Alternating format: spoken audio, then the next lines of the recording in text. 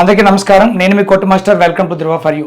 ఈ mega DSC select అయినటువంటి అభ్యర్థులకు ఈ నెల 19వ తేదీన భారీ బహిరంగ సభను ఏర్పాటు చేసి ఆ సభలో గౌరవ ముఖ్యమంత్రి వర్యుల చేతుల మీదుగా నియామక పత్రాలు అందజేయడానికి సంబంధించి వెలగపూడి సచివాలయానికి దగ్గరలో ఈ సభా సమావేశాన్ని ఏర్పాటు చేస్తున్నట్టు ఆ సభా స్థలాన్ని పాఠశాల విద్యాశాఖ కార్యదర్శి కోన శశిధర్ గారు, అలాగే గుంటూరు జిల్లా జాయింట్ కలెక్టర్ అశుతోష్ శ్రీవాస్తవ్ గారు, అలాగే ఆర్డీఓ శ్రీనివాసరావు గారు, అలాగే ఏఎస్పీ గారు వీళ్ళంతా కూడా నిన్న సభా స్థలాన్ని పరిశీలించి ఆ ఏర్పాట్ల మీద చర్చించినట్టు సమాచారం.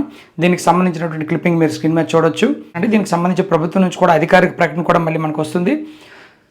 అయితే ఈ మెగా డిఎస్సికి సంబంధించి నిన్న సోషల్ మీడియాలో కోర్టు స్టే ఆర్డర్ ఇచ్చింది, డిఎస్సికి బ్రేక్ అని చెప్పి సోషల్ మీడియాలో కొన్ని దగ్గరలో ప్రచారాలు జరుగుతున్నాయని చెప్పి కొంతమంది అభ్యర్థులు మెసేజ్ చేయడం జరిగింది. సో ఇటువంటి ఫేక్ ప్రచారాలని మీరు నమ్మవద్దు.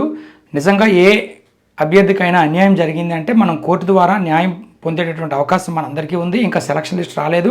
తుది సెలక్షన్ జాబితా వచ్చిన తర్వాత ఎక్కడైనా ఒక రిజర్వ్డ్ కేటగిరీ అభ్యర్థికి కావచ్చు, ఓపెన్ కేటగిరీ అభ్యర్థికి కావచ్చు, ఎవరికైనా అన్యాయం జరిగిందని భావించిన పక్షంలో ఖచ్చితంగా మనం కోర్టు ద్వారా న్యాయం పొందే అవకాశం ఉంది.